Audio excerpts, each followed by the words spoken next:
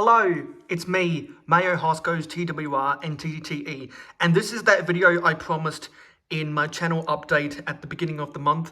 These are 4 Thomases. On the left, we have the Adventurers or the Push-Along Thomas. I can't remember which it is. Which is post-2017.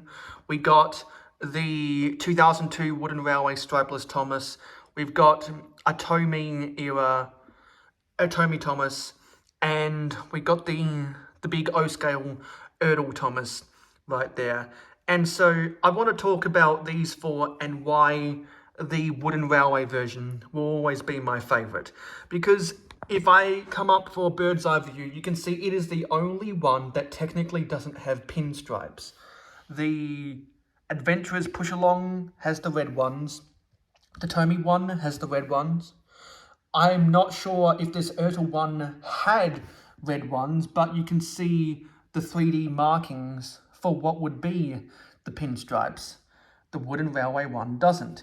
The next year, they updated this to include the pinstripes, but there's just something cool I find seeing an old Thomas that doesn't have the pinstripes. Let me know if you also feel that way in the comments down below, because wooden railway is supposed to be a simplification. Because, for example, if you compare it to the TOMY one, it doesn't have the white running board. And much like both the TOMY and the Ertl one, it doesn't have the side rods. And if I get this view, the Adventurers Push-Along one is the only one that has a CGI face. And out of all these Thomases, I think I have to say that this Ertl one is still my favourite. This reminds me of a lot of that new Railway series TOMY Thomas that everyone has been doing their reviews of. I'll try to find pictures of that to put on the screen right now.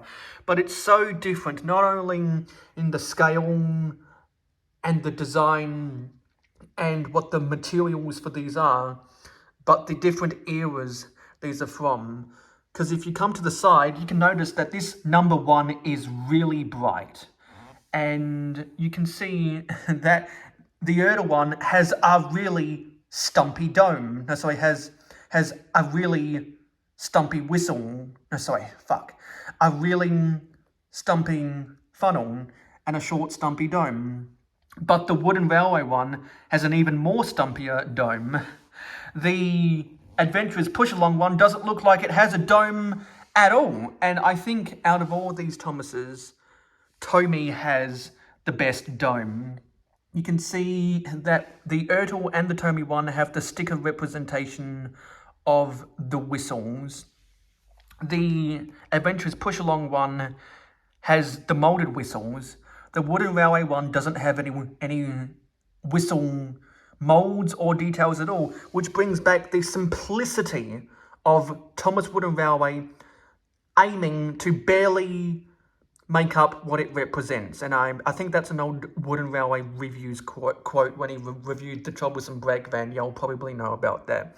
So there's just something special about pre-Hit Entertainment era Thomas Wooden Railway that I don't think any of the other brands really encapsulated. Because if you look at these 4 Thomases, the Wooden Railway one is the most simple. And if I was to recommend any one of these, it would be the Wooden Railway one, because it's durable like the Ertl, but it's not heavy.